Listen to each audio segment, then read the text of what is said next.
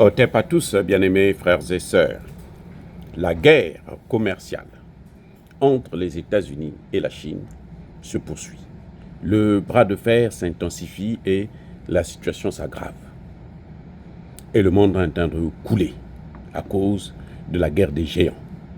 Je vous ai toujours dit que quand les éléphants se battent, les souris doivent être loin de là. Eh bien, alors, je vous avais déjà expliqué, je pense hier, on était à 104%. Réponse de la Chine.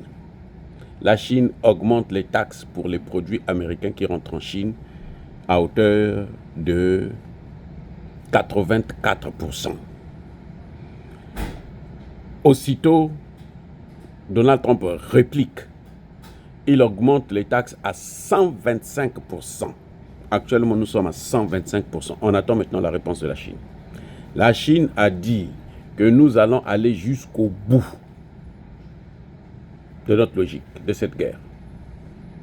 Nous sommes ouverts aux négociations, certes, mais si les négociations doivent être sur le plan égalitaire et respectueux, si ce n'est pas ça, nous irons jusqu'au bout. Qu'est-ce que cela veut dire? Les amis, entre les États-Unis et la Chine, c'est plus de 1000 milliards de dollars chaque année qui sont échangés entre les deux. Apparemment, d'après ce que dit Trump, c'est que la Chine envoie plus de produits. Mais vous savez, et la Chine, j'allais oublier, mais la Chine a aussi décidé d'augmenter le nombre de produits de terres rares qui doivent être exportés. Elle a bloqué l'exportation des terres rares. C'est là où maintenant, la RDC rentre en jeu. J'espère que Tshisekedi négociera très bien. Il ne va pas négocier les bases militaires américaines, parce que les bases militaires américaines, ça c'est le travail des Congolais. Les Congolais peuvent le faire. Une base militaire est une forme de colonisation. Or, nous ne voulons pas la colonisation, nous voulons la coopération, pas la colonisation. Bref, bon, ça c'est pas le sujet d'aujourd'hui, mais je veux dire tout simplement que entre les deux géants, s'il n'y a pas un qui cède, ça va être terrible. En tout cas, ce qui est certain, c'est que Donald Trump a reculé déjà, puisque sa décision du 2 avril dernier a entraîné la chute de beaucoup d'économies. Les marchés ont réagi d'une manière incroyable. Tout est allé en baisse, y compris le marché américain. Et après, Donald Trump recule. Il donne maintenant 90 jours. Mais qu'arrivera-t-il après les 90 jours? Bon, peut-être que les 90 jours, c'est pour négocier avec les Européens, avec les autres. Mais apparemment, la Chine n'est pas impliquée dans ça. Il y a un cas exceptionnel qui est celui de la Chine, à cause de sa réaction. Parce que les Américains disent que la Chine n'a pas respecté les États-Unis, puisqu'elle a osé défier les États-Unis. Mais vous savez, c'est ce que j'ai toujours dit. C'est-à-dire que quand on est fort, les États-Unis, ça a toujours été la première puissance, à la fois militaire et économique du monde. Et quand vous êtes fort comme ça, à un moment donné, il faut savoir que vous n'êtes pas le seul. Il y a toujours plus fort que vous. Vous n'êtes pas le seul qui a été créé dans ce monde-là. Et vous ne savez pas quelles sont les capacités que Dieu a données aux autres. Donc il faut toujours se méfier quand on engage un bras de fer avec les autres. Il faut toujours se méfier. Il faut parfois essayer de prendre un peu de recul parce que, mes excuses, ce qui se passe, c'est que vous n'allez pas toujours gagner. On a vu ça quand on grandissait dans le quartier. Il y avait un qui était là, c'était comme le plus fort. Donc quand vous avez affaire à lui, vous savez que bon, on va vous écraser. Et maintenant, à un moment donné, il abuse de son pouvoir. Il abuse de son pouvoir. Et un jour, vous allez trouver quelqu'un qui apparemment n'est rien du tout, qui n'est pas gros, qui n'est pas un petit chétif gringalet qui vient, et bien qui le malmène. Et il se fait humilier d'une manière incroyable. Donc, c'est un peu ce que je constate, moi, avec les États-Unis, c'est qu'à un moment donné, il faudrait adopter le profil bas, même si on se sent très fort. Il faut apprendre à respecter même le plus faible. Parce que lorsque vous combattez avec même un enfant, vous frappez, même pas combattre, vous frappez votre propre enfant, vous serez aussi essoufflé. Oui. En frappant un enfant, on peut être essoufflé. Ah oui. Donc, les États-Unis devraient essayer de regarder un peu la copie. Ça, c'est de l'arrogance, s'attaquer au monde entier. Tout le monde entier a été victime. Et vous savez que dans ces 90 jours-là, il y a des exceptions particulières qui ont été faites pour le Mexique et le Canada, qui ne rentrent pas dans ces 90 jours.